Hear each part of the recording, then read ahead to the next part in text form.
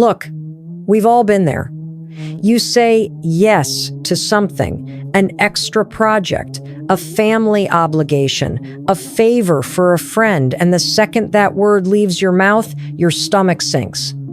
You feel that little nudge in your chest, that voice that whispers, you didn't want to do that, but you do it anyway because you don't want to upset anyone. You don't want to seem selfish. But here's the truth. Every time you say yes to something you don't want, you're saying no to yourself. That's not kindness.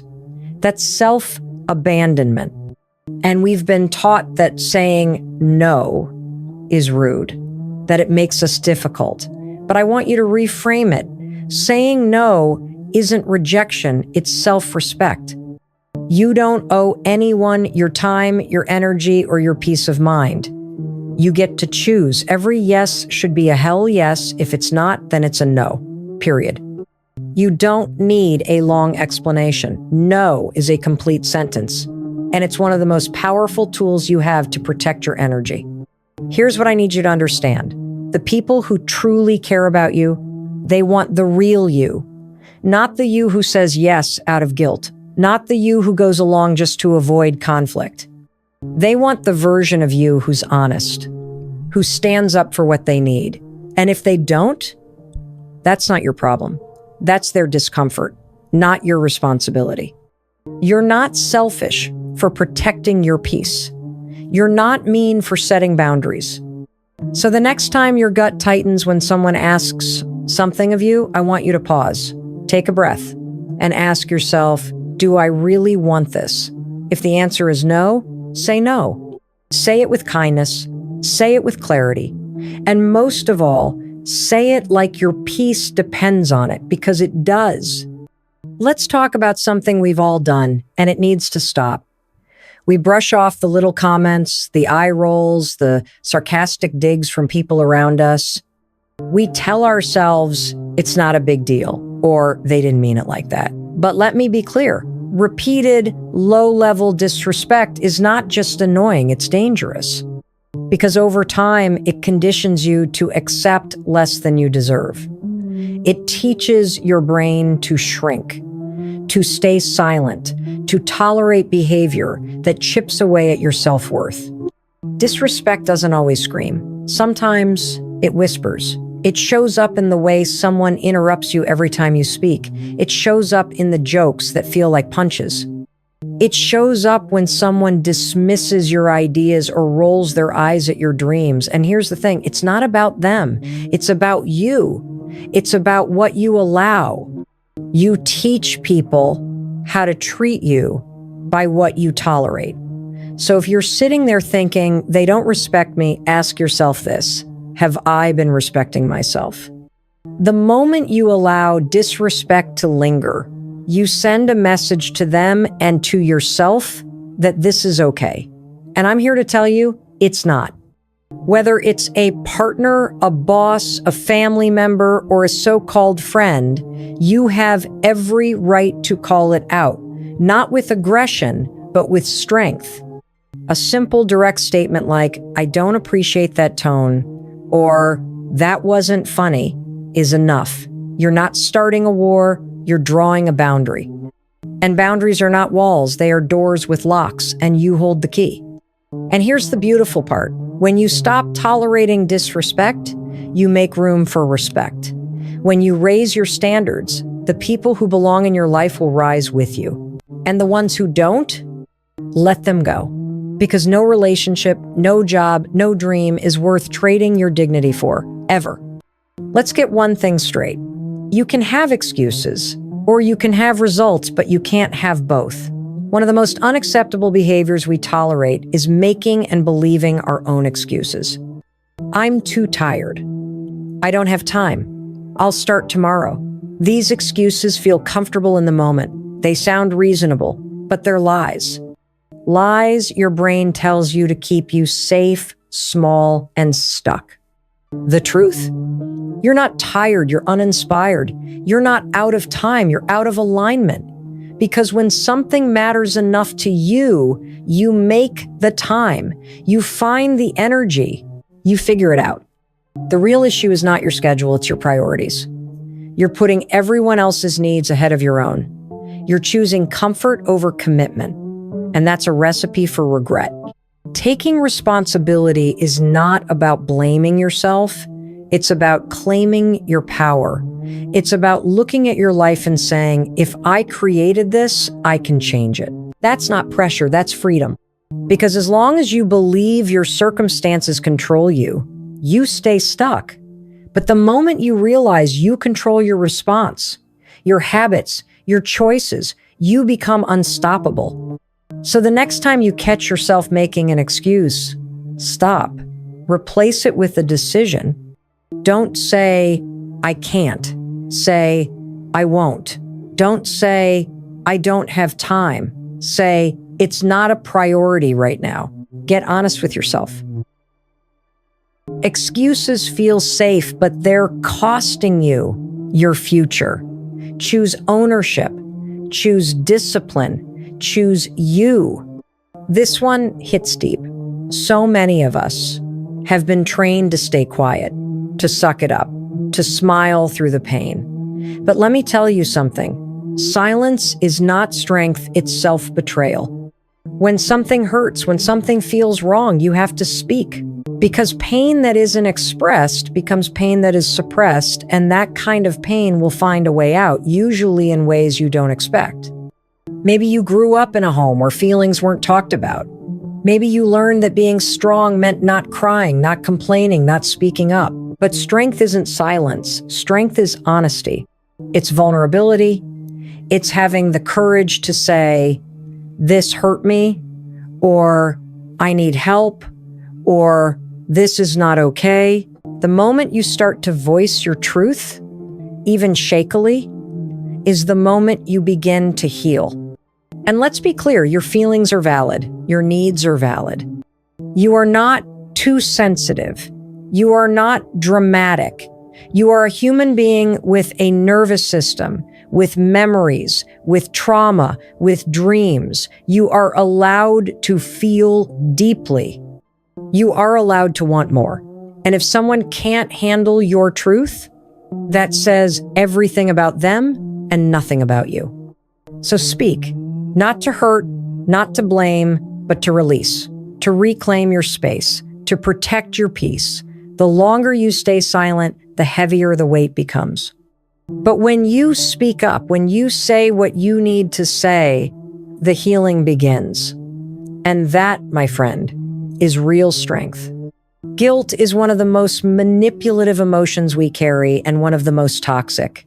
It sneaks into our choices, it shapes our boundaries, it convinces us to betray ourselves in the name of keeping others comfortable. But here's the truth that nobody tells you. Just because you feel guilty doesn't mean you're doing something wrong. Sometimes guilt shows up when you're finally doing what's right for you. I've seen it over and over, people saying yes to things they hate, staying in situations that drain them, bending over backwards because they feel bad for choosing themselves. But ask yourself, why do I feel guilty for doing what's healthy? That guilt isn't truth, it's programming. Somewhere along the line, you were taught that self-care is selfish. That setting boundaries means you don't love someone. But that's a lie. You can love someone and still say no. You can care and still protect your energy. Here's what I want you to remember. Guilt is a signal, not a stop sign. It's a sign that you're challenging old beliefs. It's a sign that you're evolving. And growth is uncomfortable, especially when you've been taught to please everyone but yourself. You are not here to be everything to everyone. You are here to live in alignment with your values. And that means making decisions that are right, not just easy. So the next time guilt shows up, don't run from it. Question it. Ask, what story is this guilt telling me? And then rewrite that story. Because guilt will keep you trapped in a life you've outgrown. But courage sets you free. Fear is a liar. And yet, so many of us treat it like truth. We let it run the show. We let it drive our decisions. But fear is not a fact, it's a feeling. And feelings are not directives. They're signals. Fear is your brain trying to keep you safe by keeping you small. But I'll tell you what, playing small won't protect you. It will only guarantee that you never experience your potential. You're not afraid of failure. You're afraid of what people will think. You're not afraid to speak up. You're afraid of rejection. But here's the deal. The pain of staying stuck will eventually become louder than the fear of moving forward. And when that day comes, when you finally say enough, fear loses its grip. That's when things start to shift. That's when your life begins to open up. You have to do the thing you're scared of while you're still scared. That's how confidence is built, not before the fear, but through it. Every single time you choose courage over comfort, you're rewiring your brain. You're proving to yourself that you can do hard things. You're building a library of evidence that you're stronger than you think. And that is where real transformation begins. So don't wait for the fear to go away. It won't, and it doesn't have to. Feel it, thank it, and then move anyway. Because the life you want, the dream you're holding, it's on the other side of fear. And the only way there is through. Let's get real about your circle. Who you surround yourself with matters. You are absorbing their energy, their mindset, their habits. If the people in your life are constantly complaining, doubting, or dragging you down, it's going to affect you whether you realize it or not. Energy is contagious, and you better believe negativity spreads like wildfire. Here's the test. After you spend time with someone, do you feel lifted or do you feel depleted? Do you feel more yourself or less? Because if you're constantly walking on eggshells, filtering your dreams, or hiding your wins so someone else doesn't feel insecure, that's not connection, that's compromise. And long term, that will cost you your peace, your confidence, and your growth. Now, I know this is hard. Some of these people might be friends, they might be family. You might feel responsible for their happiness. But let me tell you something, you are not responsible for anyone else's healing. You can support people without sacrificing yourself. You can love people from a distance. And you are required to protect your space if you want to thrive. You don't need a huge circle. You need a solid one. A few people who truly see you, who celebrate your growth, who challenge you to level up, not shrink down. So take inventory, get honest. And if someone is draining you, it's okay to let go. Your energy is your most precious currency. Spend it wisely. Comparison is a trap.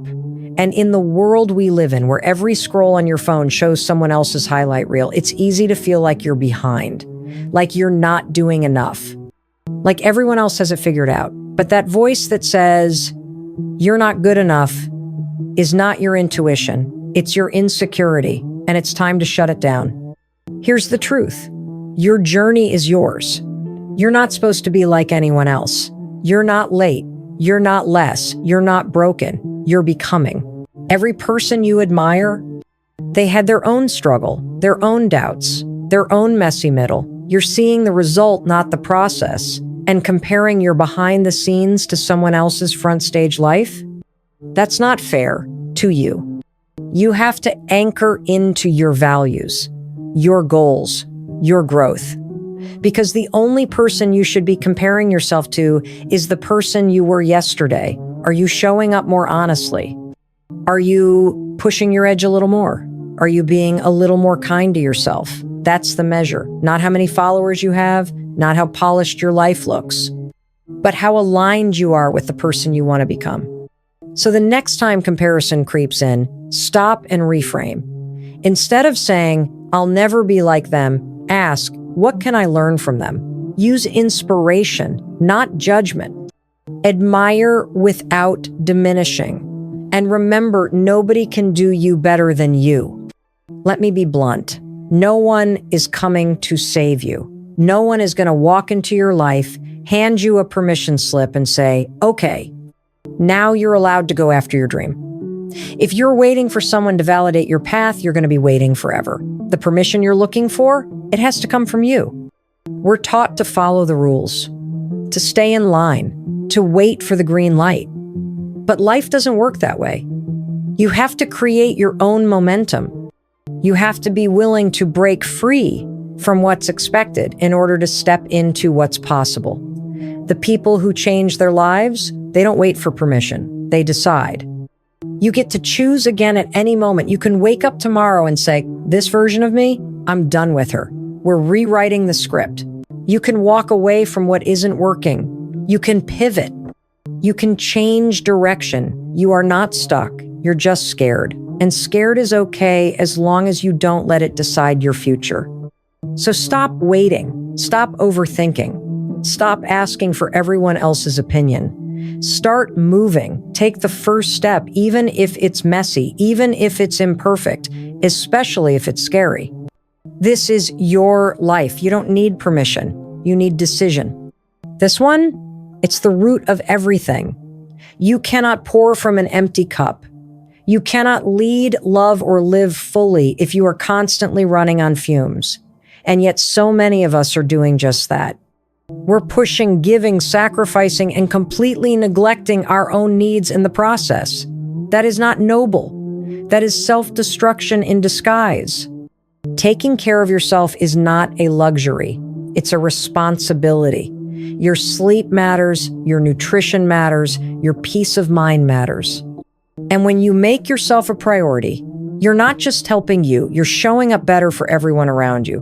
Because when you are full, grounded, and clear, you become magnetic, powerful, alive. So ask yourself, what do I need today? Not next month, not when the kids are older, not when work slows down. Today, do you need rest, movement, stillness, a real conversation, a walk outside? Make it a non-negotiable. Build it in. Like your life depends on it, because it does. You matter. Your needs matter. And meeting those needs is how you show yourself and the world that you are worth it. You get one shot at this life. Don't spend it abandoning yourself. Show up for you every day. Because when you rise, everything around you rises too.